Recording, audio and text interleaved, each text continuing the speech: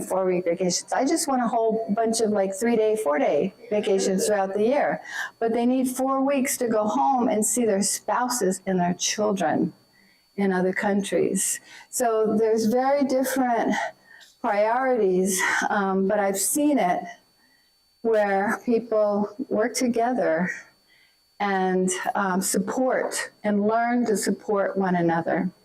So that's why I'm not hopeless about things and have learned a lot from the labor campaigns, as difficult as it is to be in the labor movement, because it is a big institution.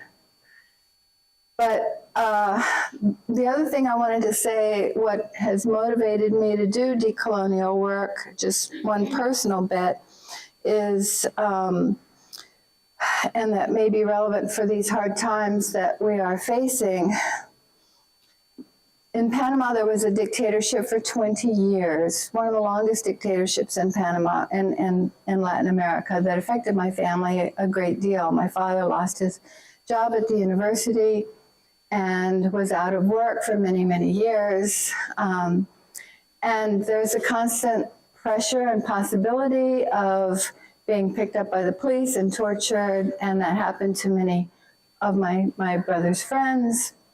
So the last few years, to prepare for what's going on in the US, I've been reading a lot about life under dictatorship. And I know many of you are coming from countries who have experienced similar kinds of, if not an outright dictatorship, there's a lot of violent coercion from the police that affects our daily life, affects our stress, affects our mental capacity. And in my reading about life under dictatorship, and I started to talk to my family, because after a dictatorship is over, people don't want to talk about it. So I hadn't really talked about it with them until recently, and then the floodgates opened, and I heard many stories that I had not heard before. And I had to do those conversations with my children when I took them to Panama about, if a police tells you something on the street, you do what they say. You do not answer back. Because, and there's just all kinds of things that happen. But a funny thing about dictatorships is that they're not very efficient all the time. There's lots of cracks in which people find ways to do their lives. And so it's interesting to see how stupid Pinochet was in Chile. There was a lot of stuff going on under Pinochet's nose that he was not aware of, that he couldn't control, and in other dictatorships throughout Latin America. I know there's a lot of differences around the world, but there's ways people have to survive and to communicate with each other. So we have to find these ways as they begin to get worse and worse. So let's talk a little first about the question of Islamophobia. I think I have one here on.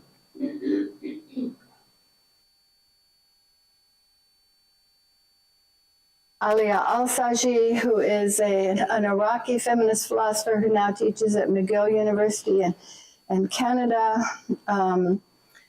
And she has written quite a lot. This is a paper that I shared with you that's been around a while. Hey, she obviously is aware that the liberation of other women is used as a device for unilateral invasions. And she discusses two of these assumptions. One is that Muslim women are oppressed by Islam, right? So Islam, as this huge, complicated religion with many different sectors, is the oppressive ideological force, and also oppressed by covering. And this also implies that freedom can be defined in a universal way. That's what we talked about yesterday with the work of Serene Cotter, and applied to all in the same way. Western women are seen as culturally advanced, Muslim women as culturally behind, and you can apply that to all religions. So sometimes it's applied to Christianity or to Judaism in general. So it's portrayed as, so Islamophobia and racism cloaks itself, right? It cloaks itself. I'm always interested in the arguments that the other side is using.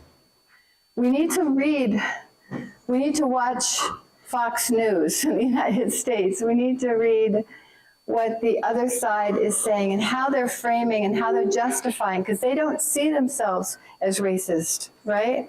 They deny it. And they create public support for these policies among wide swaths of people who do not want to believe that they're racist, right? Not just white people, but like Latinos in the United States who do not want to believe that they're racist, but that are led to support some of these policies and, of course, join the military. But the thing that I really thought would be interesting for you about this paper is toward the end where Alias Al-Saji begins to talk about clothing. She's a phenomenologist, so she's what we today call a critical phenomenologist. So she's bringing that to her philosophical analysis, and that means she's done a lot of interesting work on embodiment and on lived embodiment, and she has some interesting things to say about clothing. It's like on page 78 if you get the text. She says, clothing, and I'm going to read some of this. Clothing is often seen as an artificial envelope that can be removed to reveal a natural biological body, right? So we think the natural is underneath, and the clothing is kind of a mask or something that simply can be removed. That's what she argues against in this, in some interesting ways, using the phenomenological analysis. She says, clothing, through habituation, comes to form an integrated part of one's body schema. So body schema is the way in which we think about our bodies, right? Which allows us to move into the world and to interact with others in certain ways. Bodily extensions, which include articles of clothing, but also tools, become themselves dimensions through which the subject perceives and interacts with the world and others. So I interact with the world and others very differently when I'm dressed semi-professionally as I am this week. We can sort of relax in these spaces and be sort of semi-professional. And in other ways, right, it can constrict us. This is to imply an essentialist or a static view of veiling. This is to imply an essentialist or a static view of veiling, or to assign a univocal meaning to veiling experiences. There can be different subject experiences of veiling, especially when it is coerced. But she says, what I mean to point out are the ways in which veiling can be formative of a bodily sense of self, so that description that may give us some insight in how to think about these issues in a different way. And she certainly, emphasizes the fact that the what's called the veil in the West needs to be complicated and multiplied.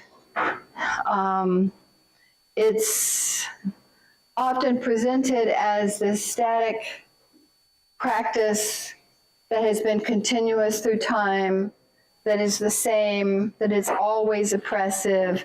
There's no historical nuance given, or context, or variable experiences. So there's going to be variable experiences, and we would need to do a critical phenomenology of the variation of experiences. But we need to do a critical phenomenology of it, right? Rather than assume certain things about it.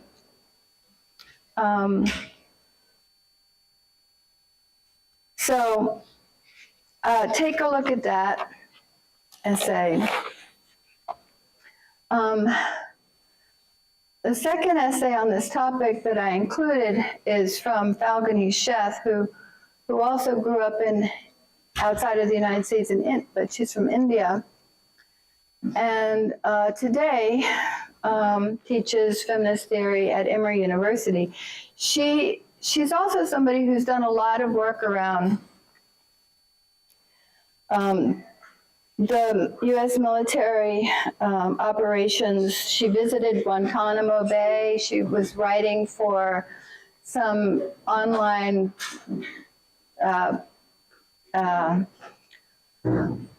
not podcasts, but news sources for many years after the invasion of Afghanistan and Iraq.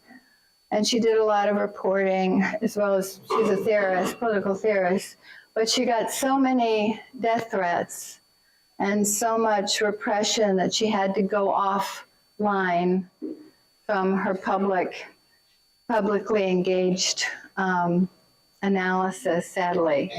So she kind of had to retreat to the academy. As bad as the academy is, it is sometimes a bit of a haven from these.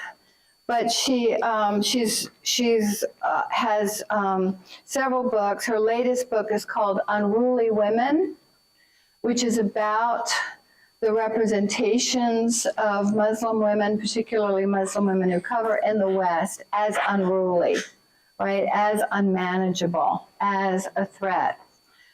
So in this analysis of this paper, she is looking at the production of exceptions. Yes? You are understanding. What? No. Neither Falguni nor Alia cover themselves. So there are, of course, academic Muslim feminists who cover many in the United States, but neither of them do themselves. And some of them did earlier, like Marnia Lazreg is another feminist. She has a book called Questioning the Veil, which is interesting. I think she grew up covering and then stopped at a certain point. She's an Algerian Muslim feminist. And in that book, she gives the argument against the veil. So it's an interesting argument because she's also has ties to France because she's Algerian and she knows the French scene. The argument in Questioning the Veil, which I recommend to my students, it's a short book to get that kind of argument, is that she respects the choice to cover when it is based on person's own desire to live a pious life, to live the right kind of life, right? So she's not against covering for all, but she's looking at what effects it has on gender relationships. And she's concerned about the possibility of it sort of categorizing females and males differently in a way that builds in a hierarchy of movement possibilities and all of those sort of things. So if you want to read an argument that's more critical that about veiling from a Muslim Algerian woman who did used to cover, she starts the book telling a story about how she was a little girl outside her house playing in Algeria, and she had gone out without covering, and her mother came to the door of the house and saw that she was out in the yard without covering and was so mad she threw a shoe at Marnia, and Marnia to this day had a scar on her forehead from her mother throwing the shoe on her. So she starts from that small event, but it gives you a sense of the world. So Sheth is in this paper not talking about the veil and her latest book, Unruly Women. She's really looking at the representation of and the fears. And what she's doing in this paper and in I think her earlier book is looking at the category of exception and how the category of exception gets produced. Exceptions to having constitutionally protected rights, exceptions to being able to have citizenship rights, exceptions to empathy and care. And we're seeing this, of course, most glaringly today and in many of the catastrophes around the world. Gaza is one of them. Unfortunately, it's just one of the catastrophes going on around the world, as I mentioned earlier. But we're seeing this, people going on about their business and ways of framing the starvation of children, which you would think would be something we couldn't just walk past. And yet people are walking past it. So how does this happen? This is what she's looking at in the state of it, this notion of exception to universal human rights.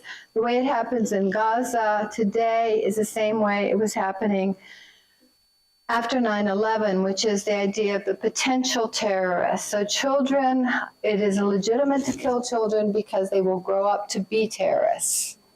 So they're terrorists in waiting. We've heard this on the street. My husband's gotten in a lot of fights. So this is the argument. What? In Brooklyn. I know. In Brooklyn. No. Yeah.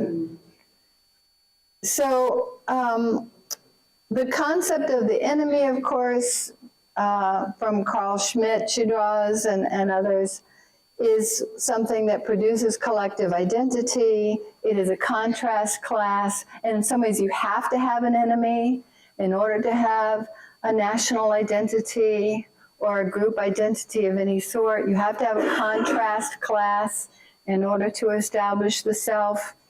And then if you want to remain in that national identity and that group identity that does have protected rights, right? So you're born in Latin America and you're living in this US space, you have to establish yourself as deserving protection, as being part of the group, as being patriotic, as willing to obey. So you have to manifest it in your behavior, in your dress, and you may do it very sincerely, right? You may do it very sincerely so that you are part of the group that is not excluded from these kinds of protections. So, and this is borne out with a lot of empirical data in the United States. Immigrants are the most law-abiding group in the United States. They do not speed. They don't even speed because you don't want to get stopped by the cops.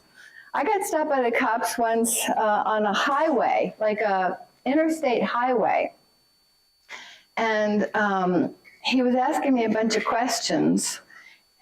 He asked me what I did, and I said philosophy. And he said, okay, so tell me some philosophers. Like these cars are whizzing by us at like 60 miles an hour. I'm standing on the side of the road talking to this cop, and I was like, okay, let's see, there's Thales, there's Socrates, there's Plato, there's Aristotle. When I got up to, I think, Maimonides, he said, okay. It's nuts. I mean, it's a small example, obviously, but it's a little bit nuts.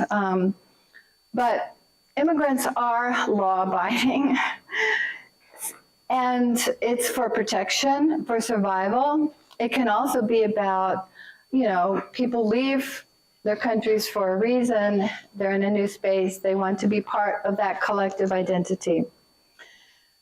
So, but the idea of the exception is that the exception are people who are subperson. Sometimes there's racist constructions of the subperson who does not deserve empathy or constitutional rights. Sometimes the exception is seen as somebody who's simply unassimilable. This is what's going on mostly in Europe. In Europe today, the discussion around immigrants is who's going to be able to assimilate. The French are very worried about their cheese because Muslims don't like cheese, they say. So they're worried about their cheese culture. So this is the conversation. And this conversation makes it sound as if it's not racist, right? It's not about racism. We're just going to, so they're coming up with legal forms of excluding immigrants based on who they perceive to be assimilable, who is unassimilable and who's assimilable. So that makes it sound as if it's not about, racializing a group. It's about seeing which cultural group can become French, where white French culture is seen as the central thing. I'm going to open it up later, but do you want to make a quick point? It's bringing up something that is, I didn't grow up in Italy. I didn't grow up in Nazi culture. But in the United States. And one thing that I observed regularly was that, and I hope we can comment on it, is that Indian men expected us, not about us, but Indian men on the street expected us to maintain traditional appearance while they went out businesses. And I think I wanted to connect it to this because I think, and I want to know if any of these writers actually take this up, what's happening internally in these immigration communities, because I think one of the big drivers of this kind of racist French narrative is that the men can be assimilated into public life, but they and the women have an agreement, whether it's how that agreement is reached varies obviously from individual family to family, but there's a sort of a tacit agreement that the women will maintain the traditions of the old country so that a family will not lose that connection. And so the targeting the women, the women are vulnerable, but also the women are the only tether that the men have to the culture that's not French. Yeah, certainly. It varies in different places. Like in Latin America, it's not the case that the men dress in white Western dress or the main national dress. They also, in the indigenous communities in Amazonia and in the Andean region, the men and the women all dress in their, forms of dress that are connected to their ethnic group, their tribal group, even though there's male and female variations of that. But what you're describing works on the basis of making a public-private distinction. So men have to go out into public, they have to, and this is for a long time, this has happened for many different ethnic groups who were, had to flee to Europe or someplace, and the men got jobs and were interacting with a variety of people in the public space, and so adopted or, modified their garb. Many Jews did this who came from Eastern Europe and from Kiev and places like that, and Poland, and came to Germany. But the women are not circulating in the public space. The women are the private space. So the men want that private space to be able to have a different identity. You go home and you can relax in your own space and operate in a different identity, not having to sort of downplay your language, your first language, and your different practices. So it is a problematic division of labor in all cases that can constrain women's ability to modify the continuation of religious practices, because if they make small modifications that may be seen as a threat to the continuity that the men want to hold on to. And you can also see the idea that the men want to have respite from that white-dominated space or that Christian-dominated space or whatever it is. They want to have respite. So you can sympathize with that. but it is done in a way that is oppressive to those inside. So just to finish this up, this concept of the exception, I also want to link to capitalism in a way Falcone gestures toward. The exception populations are those who are potential threats, who are unassimilable, and thus not manageable, not usable, right? They're not usable in the capitalist economic system to the extent that they want to be. So that's also part of what's going on, is the fear that Muslims in Europe are not going to be manageable in the spaces. And she quotes Bickle, who says, "It has always been easier to think of someone as a non-citizen than to decide he is a non-person. So we simply say, no, they're people, but they're not citizens. And therefore we buy into the idea." So I really think we need to think about this in terms of creating hegemony. How do masses of the public in all of our societies come to accept this differential treatment, this deportation, this violence that's going on against all kinds of categories that are put into the exception? So we need a change in perspective to see how the categories of the exclusion and the criteria used to categorize the exclusion is created, right? How is it created? How is the unassimilability created?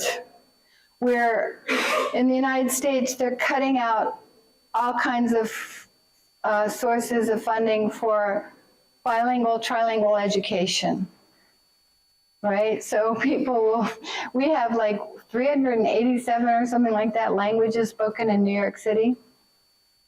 And there's almost 100 that are taught in the public schools, and they're eliminating that funding. So assimilability is not a natural feature. It is something that's produced under certain kinds of conditions. And I think as Ruthie Gilmore has been arguing, and Ella Awani, I know, has been arguing, the genocides that are happening and the mass incarceration that is happening is the system working. So we need to flip the script on that and understand it as the system working correctly in the way it is designed to work. So let me switch now to Maria Lugones. See if I have makes lots of contributions. I just want to talk about a few that I think will be relevant. I thought it would be nice to end with this because she's talking about differences among us, differences among differences within resistant communities, differences within feminism, and how do we deal with this difference. She came from Argentina to the United States in the 70s, fleeing the dictatorship, and spent her career teaching in the United States and working with feminists from all backgrounds in the United States. It was a struggle, right? It can be a struggle to do this. So she developed a lot of papers on this. She argues you can't set aside differences in pursuit of general theory, which is the point Cotter makes, the point that had been made elsewhere in these readings. You can't just find out what we have in common and then theorize what we have in common. We have to theorize in a pluralist way and imagine a liberatory future in a pluralist way. She has this concept that I really like, multiple worlds of sense. Multiple worlds of sense. So in this classroom, we have multiple worlds of sense, multiple worlds of emotional reaction to different words and different ideas that may, some may be visible and some may not be. So these multiple worlds of sense are often revealed, she says, by outlaw emotion. So it's when you get upset, right? It's when you get pissed off. You should think about that and what's coming up there, what's going on there. So the outlaw emotions, the emotions academics are not supposed to have, we're supposed to be cool and calm all the time, such as anger, but also in political groups and political meetings and bargaining meetings, there's often anger. So that it's not that always the anger is totally legitimate, but is an indication of multiple worlds of sense, right? Multiple things going on. So she wants to look at the anger, and she gives us an analysis of the anger as there's two forms. She says backward-looking anger and forward-looking anger. She has some interesting things to say about that. She thinks that backward-looking anger breeds strength, but not necessarily resistance. And she gets this idea from Audre Lorde.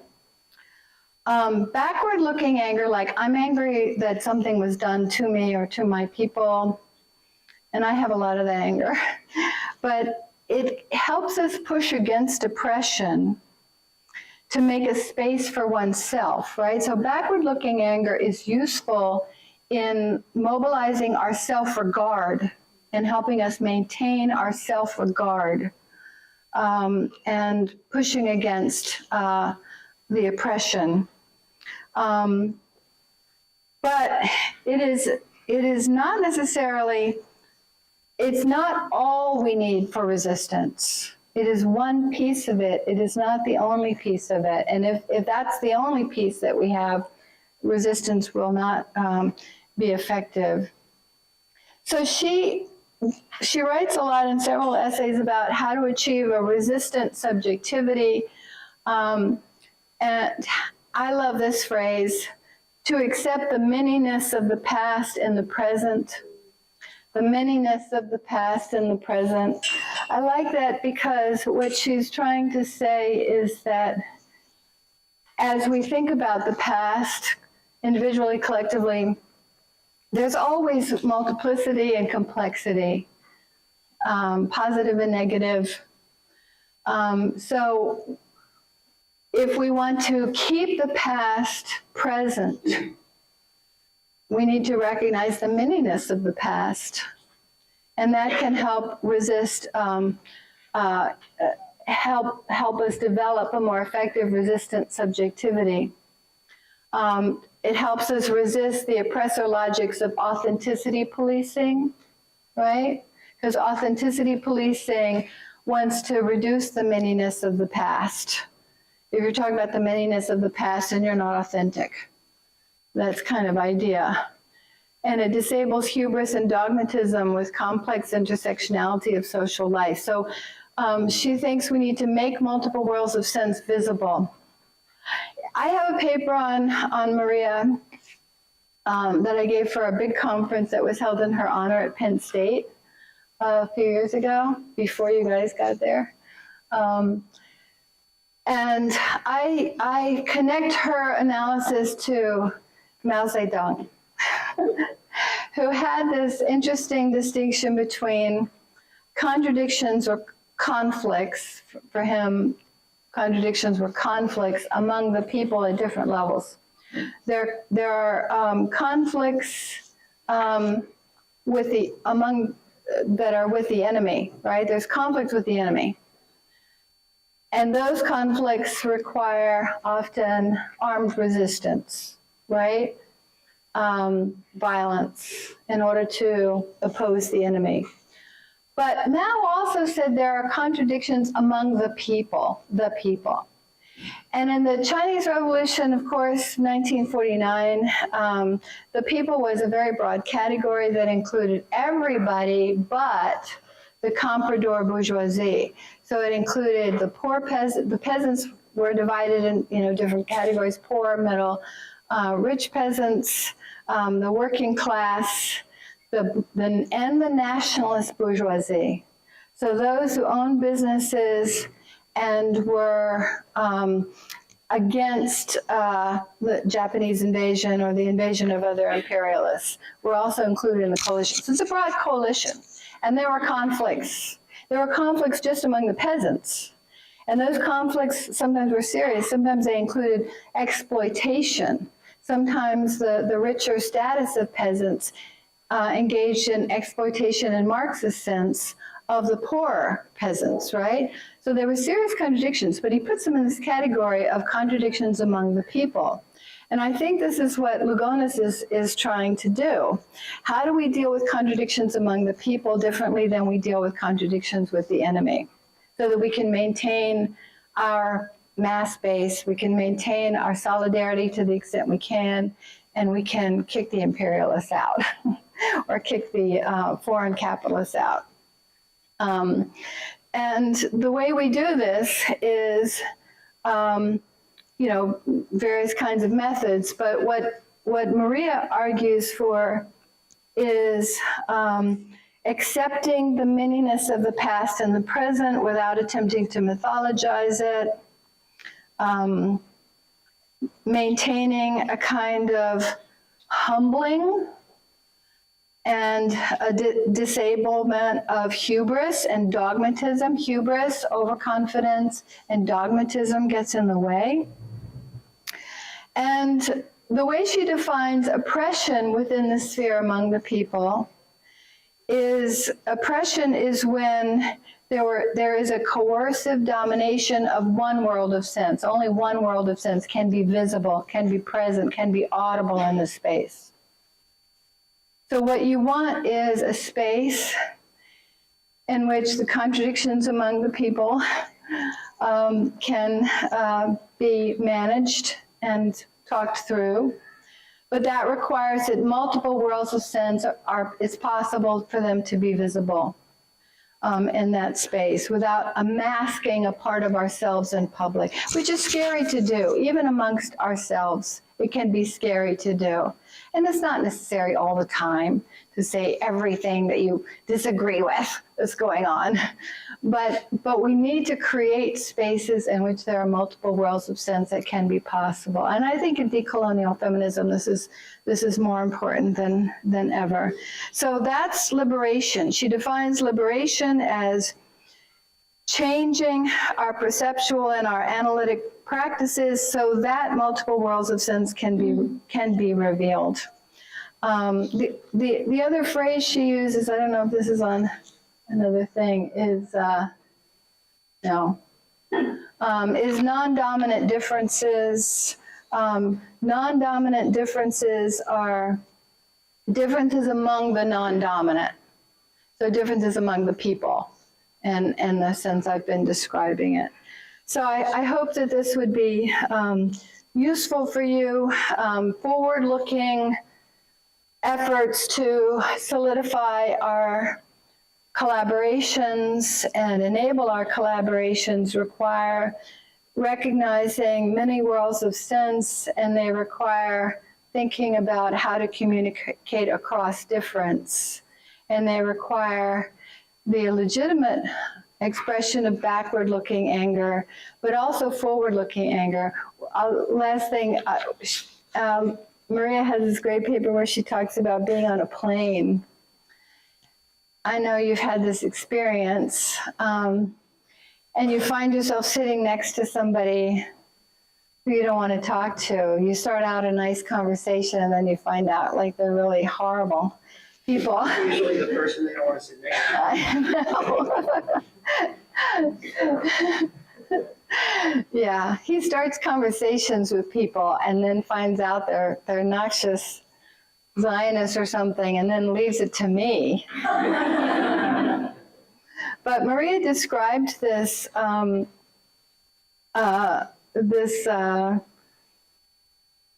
situation she was having on the plane, and the anger, you know, that was building up and her reactions to it. And you're kind of stuck, right? You can't walk out of the room because you're on a plane. But she maintained her cool and began to think about these topics from that experience, which was interesting. So let me open it up. And I'd like to do something a little bit differently to make it possible for us to have conversations with each other and to hear from each other and what your experiences have been in this classroom and during this week, and what your remaining questions are, particularly on issues of feminism and decolonial feminism. So try not to take too much time when it's your turn so that we can hear from as many people as possible. We can go around, start that way, but if people want to jump in, if you want to start, you haven't spoken, so let me start with you. Any ideas in your mind at this point? Okay, and take a minute. No problem. Luckily, I had contextualized stuff. Louder though. Project from here. I was just saying, luckily I had started to contextualize things in the moment. And so I guess I'll just read what I wrote. Okay. If that's okay. I started to write about, when you were talking about unruly women, an example of where Māori women's issues, so-called issues, are being talked about. And it might surprise people that Māori women have issues, but there are lots of every Indigenous culture, that especially those of us who have experienced colonialism, have a nasty, nasty hangover from the imposition of patriarchal and Christian attitudes towards women, and so that's affected even our origin stories about who made us. And a lot of that is only now, really recently, starting to be kind of unpacked and unpicked and debunked, and it's understandably a very painful time for not just the colonizer watching their kind of watching their beautiful masterpiece kind of get dismantled by the work mainly of Māori women. And when I say women, I mean people who identify as women. And that also is something that we are kind of remembering, and I guess that comes from remembering, you know, the origin story about kind of, we grew up thinking about this man who created us, or you, and you know, it's very, very similar to kind of biblical work, and even now it's starting to be like, you know, actually maybe you wasn't a man, maybe wasn't a thing. And we recently heard we're going through a kind of what's called the Waitangi Tribunal, which is kind of a bit of a reckoning between in our we're having our kind of inquiries into that, where lots of our leaders are doing years and years of research and presenting it as evidence. And Ani Mukaide, who I would recommend her master's thesis, which she's published her master's thesis as well as her PhD in book form, as well as many other things. So ANI Mukaide, and writes about the kind of contradictions of Māori women.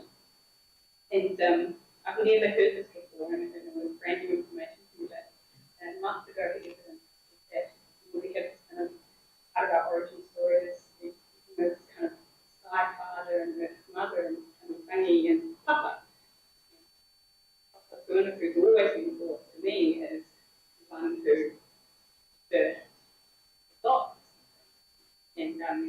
through her work, she's kind of saying, well, actually, the translation by the missionaries, they actually hid the fact that Rangi and Papa both were gods, and Papa didn't birth all the gods herself. Rangi really had 70 of his own, kind of working through all of that stuff. I had not heard that before. And so The missionaries. yeah, it was Elston Best. Yeah, a very good colonizer, very skillful. And that's just kind of something that I remember. But it's really hard, it's really hard to be talked about when you're just kind of unraveling your own and remembering as a collector. And so, yeah, I totally get. Just want to be like, we haven't got our food. Fuck off. And when we have it straight, we'll let you know. But that's kind of my.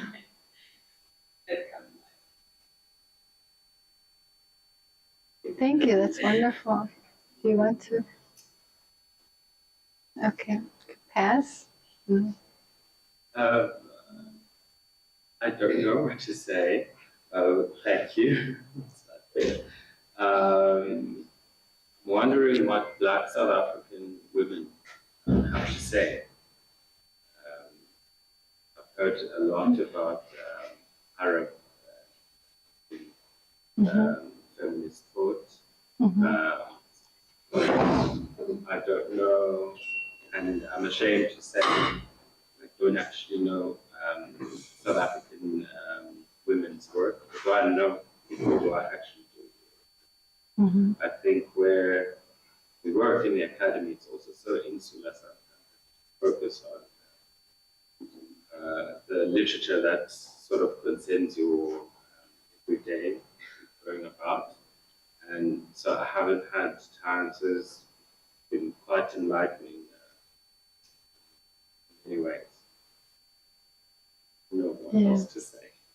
Maybe we should form a WhatsApp group or something, and just to share sources, because there's so much source knowledge in this room. It would be useful, like the ones that you just did. Nokosulu Halabangane, somebody who's beginning to write, but there's many more. And you're sitting next to a South African woman. Yeah. Yes. But there's also works that have been made in accessible. There's one PhD student who's was struggling to do the work that she knows she needs to do. And this is to resurface works written by women, like South African women, in their mother tongue. Where she has picked up that very clearly talking about people, not calling it people, using their own mother tongue. And did so in ways that invaded missionary scrutiny. Because missionaries, skillful colonizers, made it their business to learn local languages very quickly. And that is also part of the translation of the Bible in local languages. A certain local languages elevated, was dismissed. So I compare with where people find themselves and know that they truly.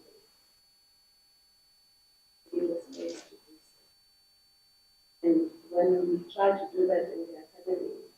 It's close to me, student of mine, Siwa knows very well. Yeah, the system can push you to like. Mm. Mm. Thank you. But one thing I would like to say though, Mhm.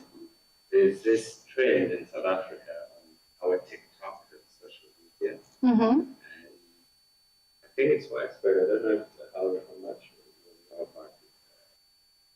Xhosa women are usually the main suspects of this trend or accusation. I don't know. They say they're the most unruly, the most.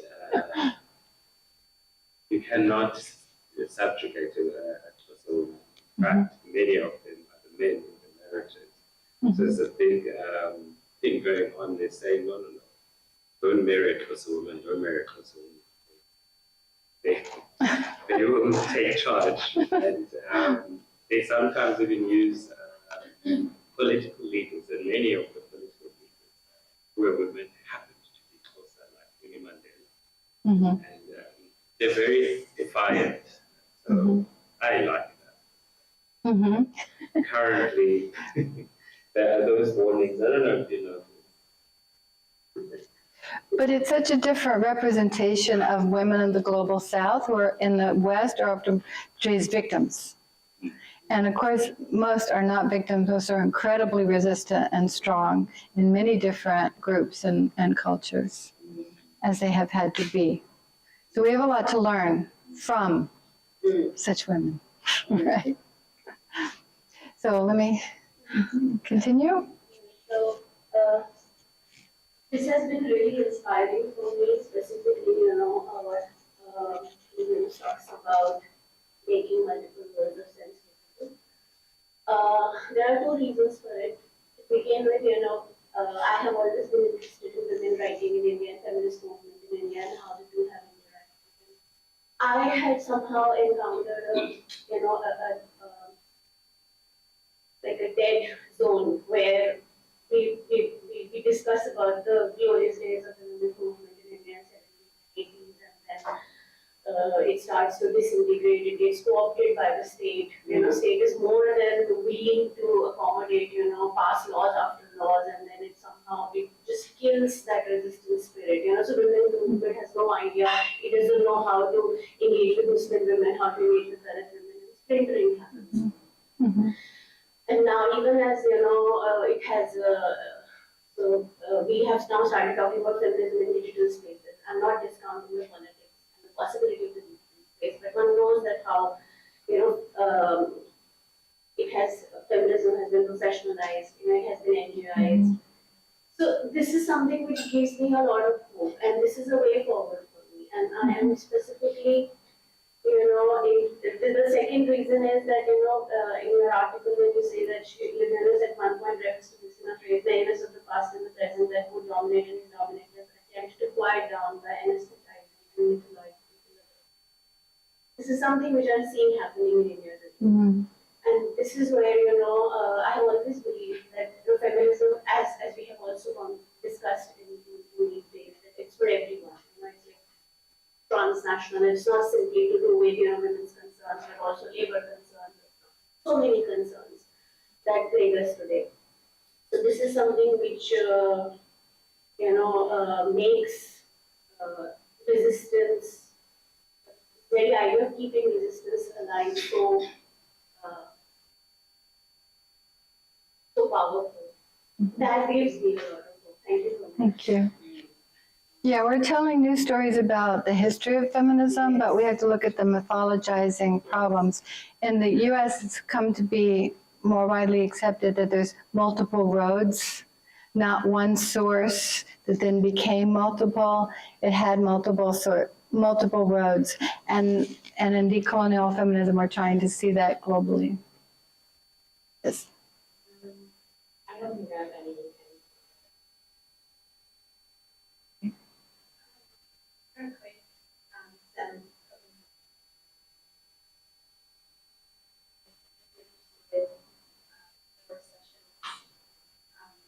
It's a Latina Muslim. things really resonated for me.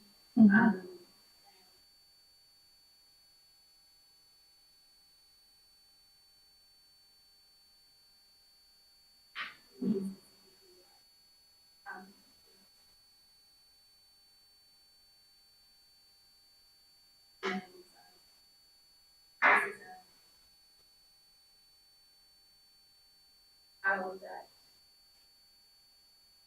Islamophobia is gender public space.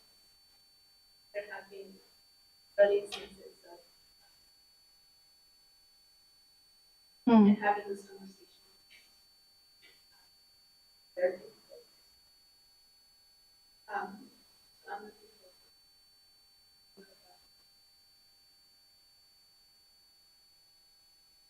forward. Thank you. Yes. You made everyone about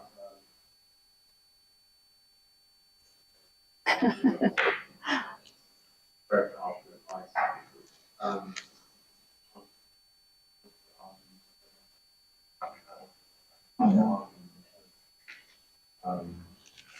Next, that's part of the debate of prison. Doesn't get the other housing I found your literature that go back from one thing I wanted to say was that the issue about phobia, I mean, today, debate going on where they wanted to find Islamophobia as a form of racism, which is what someone also going to argue that it is a form of racism. But the Labour government that's in power is trying to select who defines that definition, and also has vetoed the largest Muslim organization. I don't agree with Muslim Council, but they are the largest representative organization. But the government has said that you can't engage with them, finding Islamophobia. And the issue around whether it's the veil for me, it's a matter of choice whether you want to wear it or not, practice it the way you want to. For me, I will fight for the right of someone to choose whether they want to wear the veil or not. Because I think once that wall has fallen, the next thing we've seen that it was veil initially, and the next thing was hijab.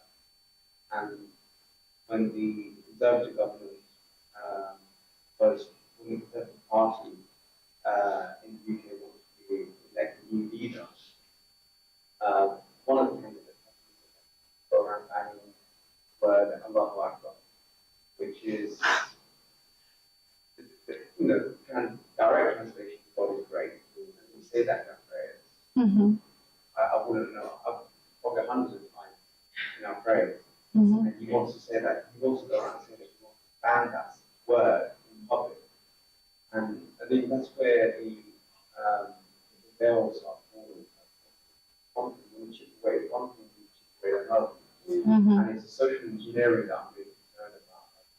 They define what Islam is. In Trinidad and Tobago,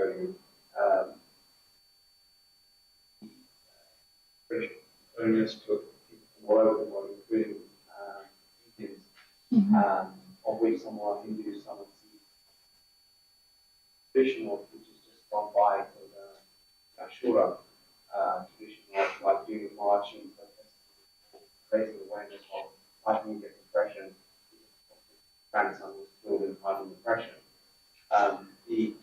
Over the hundreds of years, Ashura tradition was actually taken up by the indigenous population, people from the non-colonial backgrounds, so Hindus, Black people, Latinas, everyone from all backgrounds started engaging because they felt that this was a way to express not only solidarity, but also express it to the masters. But then the British then said, well, it's fine, you can do this, but we want you to make sure you don't take the march down this route or that route or that route or this route. And again, it's them defining to us what you can do, what you can't do. Yeah. And that's what I'm really worried about. Faith is an important faith. Yeah. And it's an important faith within Muslim society. Mm-hmm. Prominent scholars like Sheikh says that he doesn't believe the veil is not only obligatory, but he doesn't feel that even if you felt it was obligatory in your conversation, as Muslim women in the West should be wearing it.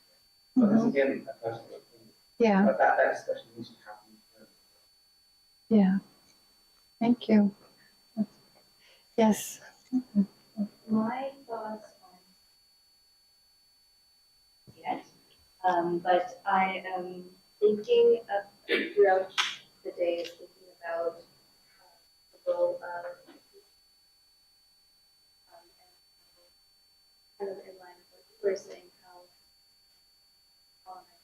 colonization defined these relationships between colonized communities, and how do we go about reconstructing the patriarchy as a system of being and as a system of thinking, and more so specifically that we have. So I guess the questions that I'm pondering on is how do we go about first recognizing where these systems of oppression are specifically? How do we point to what is in our day-to-day that that product? And then the next level is how do we start to break free strings and those restrictions. Big questions.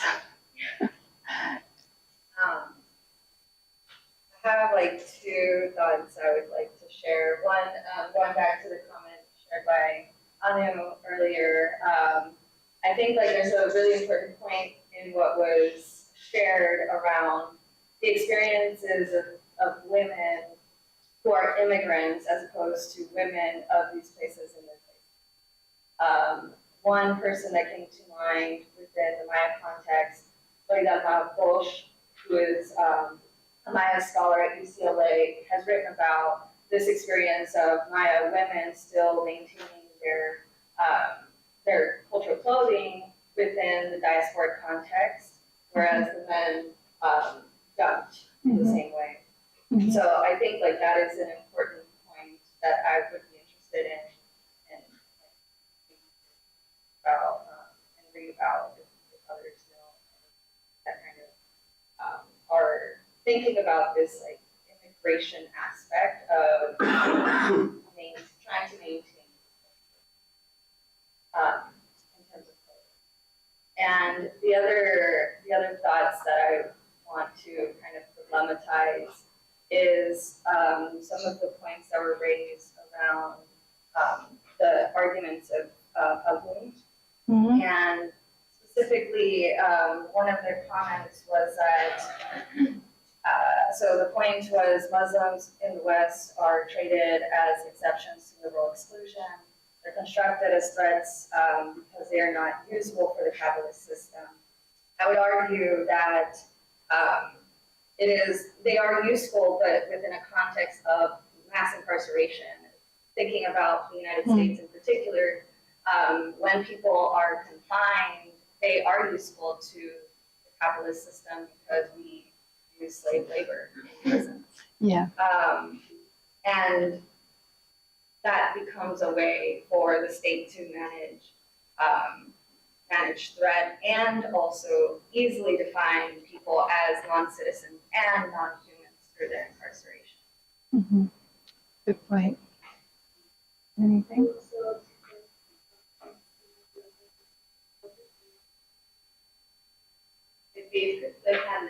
But the whole, because it's been a really eye-opening experience for me, and it's been a real act of remembering. And I think as the United States, Western Ireland has become, I think a lot of people in the group might associate Ireland with Catholicism and with being part of Europe and the global north. And I was really inspired me to think about our Indigenous beliefs. So before Ireland was Catholic, we were pagan. We had multiple beliefs in Indigenous systems. And we had female goddesses and gods. So the name Ireland comes from Eru, who's a female goddess. And so Ireland is named after our matriarchy, and we have a lot of respect for those goddesses. And that those things are all carried by our Indigenous language. So Wakiano spoke about language as a memory bank of the people's experience and history. And I just think it's something for us to promote that in Ireland and look at other conversations for us to work with that. But also I've been really inspired to criticize myself and how patriarchal I've been in my thinking. And I'm a very proud Irish Republican, but all of my Republican Yes, we know. But all of the text is inspired by men, despite us having a huge tradition of our own female writers, again, to speak about what sovereignty means to them and what freedom means to them in an Irish anti-colonial context. And so it's been really after remembering, so Irene Malvin, thank you so much. Interesting. Yes, that's right. Just to chime in with the idea of academia. So there's been a lot of things going on in my head because of the conversations. And I was thinking that if this conversation or if the sharing happened to me 4 years ago, my first instinct would have been to run outside the room, inside somewhere, and not really speak up.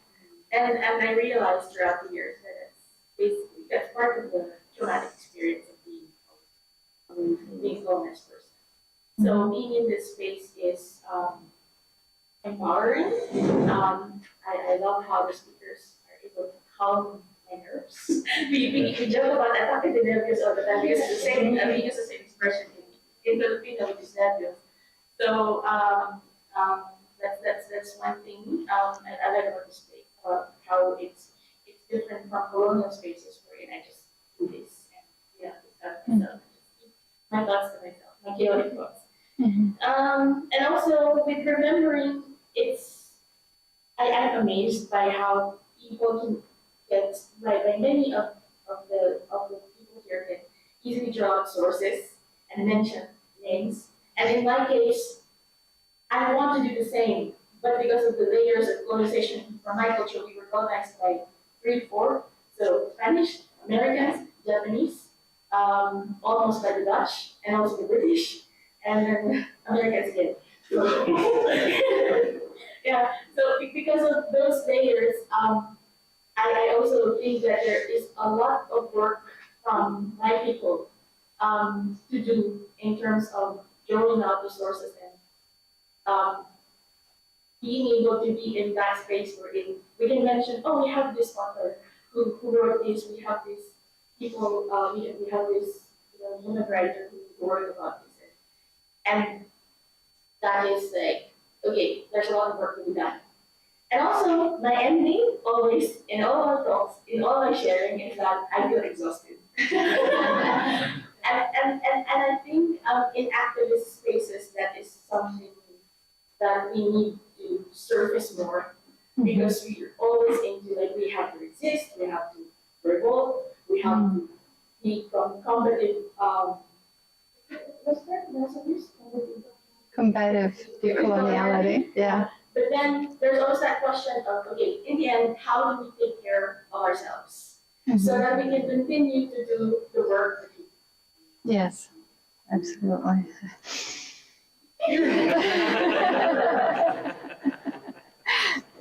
So first, I'd like to express my gratitude for everyone in the room for sharing all their experiences and being in a space with so many different people in so many disciplines, so many cultures has already been itself a gratifying experience. The lectures they serve to broaden, of course, my understanding or my proper understanding of people. And I just like to piggyback on the things that were said. So one of the things that I felt the need to do after this, so I'm already thinking of what to do next. I'm exhausted, but what to do next? It's similar to what Bernadette mentioned. it's about engaging in conversations with women in my context to help surface their experiences. As in the spirit of plurality, when you talk about the role of feminism, it's very important to understand.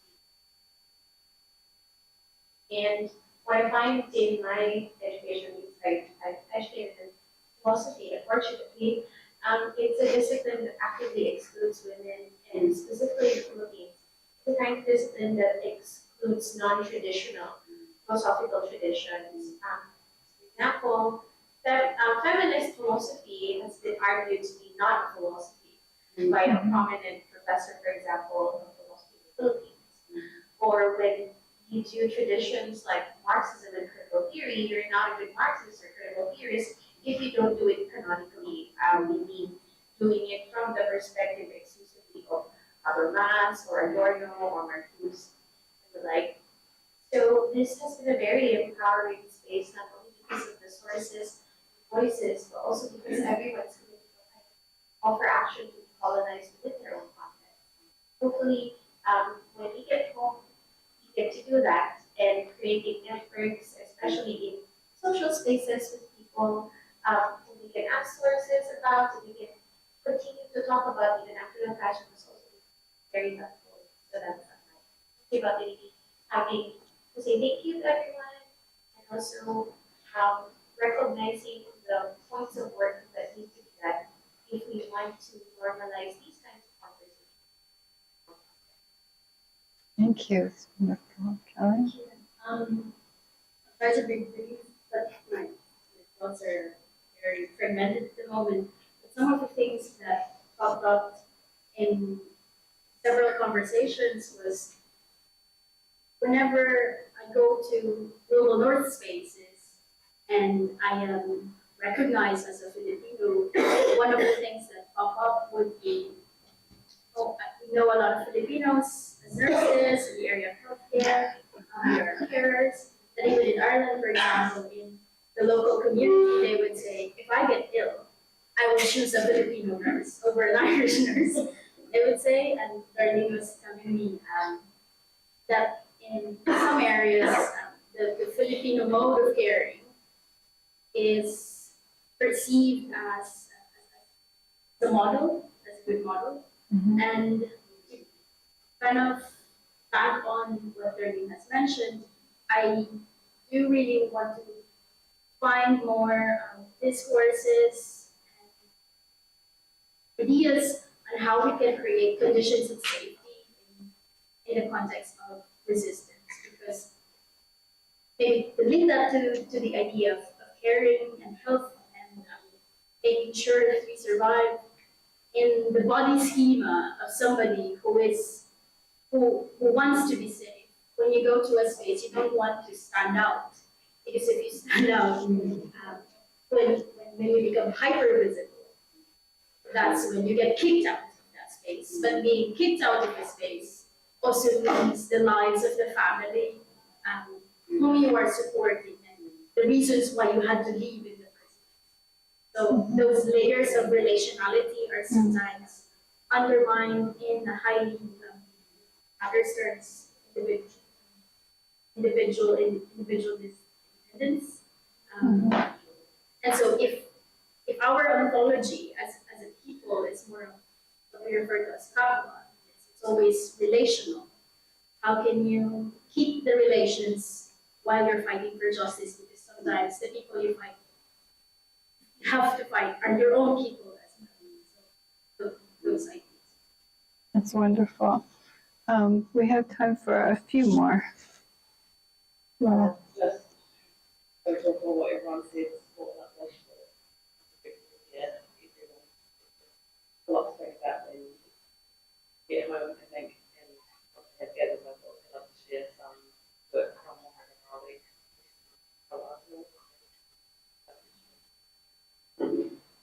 And to leave with not being one of those people that quotes people because I'm intimidated by that, but there is a quote that I really like. It isn't actually Māori, but that says that Māori and Pacific women cuddle you and laugh at and I always that makes me feel Yeah, cuddle you and laugh with abandon. I'm going to remember that. Thank you. What it was, Yes. Anything? Yes, Sophia. The process, well, just my English, maybe I cannot correct it, but I will try. So I wrote 3 remarks. First is that when I arrived here and it was about the colonial community, I was thinking about this kind of network that is growing around Latin America, and it's about some other authors that were mentioned here, maybe Mari Riveros, and a lot of pretty good authors. Veronica Gago, be another one. Yeah. Why do that? And for me, that was much more what I felt here was about the colonizing feminism and not what was about what is comprehended about the colonial feminism. Mm-hmm. And with all due respect, I think all the conversations, most of the conversations, US Mm-hmm. and I felt that was necessary because of all these kind of offers. And the other thing that came to mind briefly was that the subject of the colonial feminism for me is a brutal subject, and this is kind of critical thinking about what is pluralism, what it means from the colonialism. It's about not including, excluding voices, or about diversity or inclusion. For me, it's about difference. Difference like a political subject. Difference is like the emergence, the effervescence, the vibrant body that completes the plural body of a political subject. Mm-hmm. And for me, this kind of issues comes with not only about women, but all the things that comprehend this plural, vibrant body that comes. Mm-hmm. The other thing is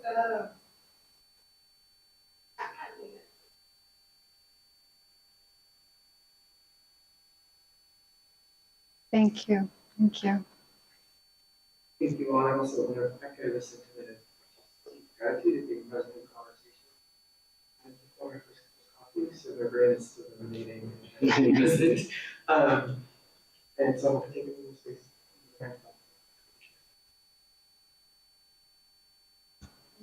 Yeah, I just have a quick, thank you so much. Yeah, unfortunately, so much of what we've been talking about this week and in this class also applies in the context where I'm from. And you also talked about in Denmark, where so much like injustice and violence and like obvious like colonial action structures are still playing out and is allowed to like play out in society.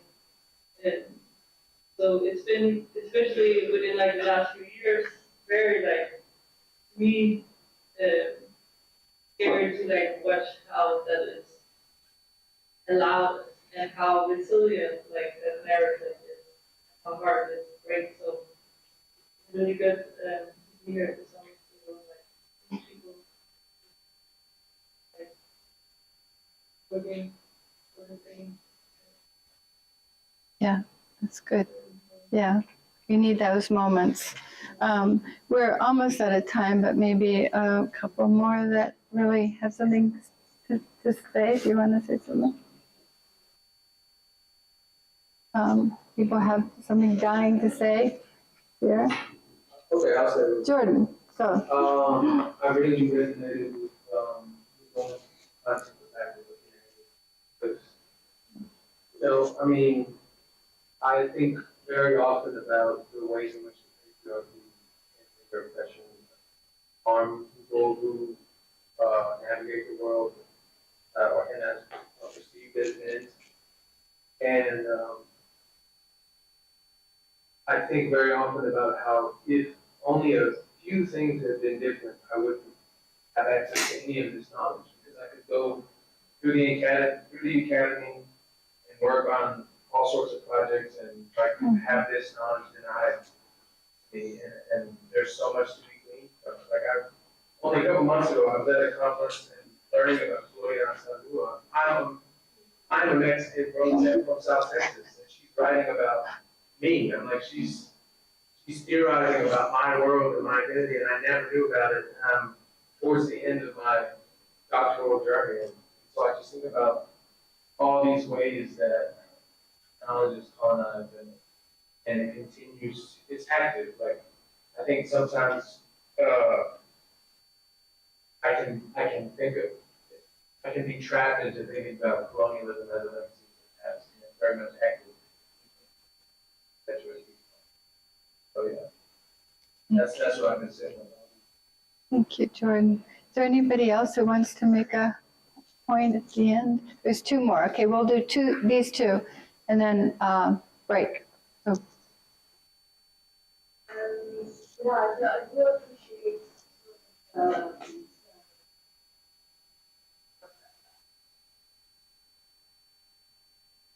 and honestly, I wasn't understanding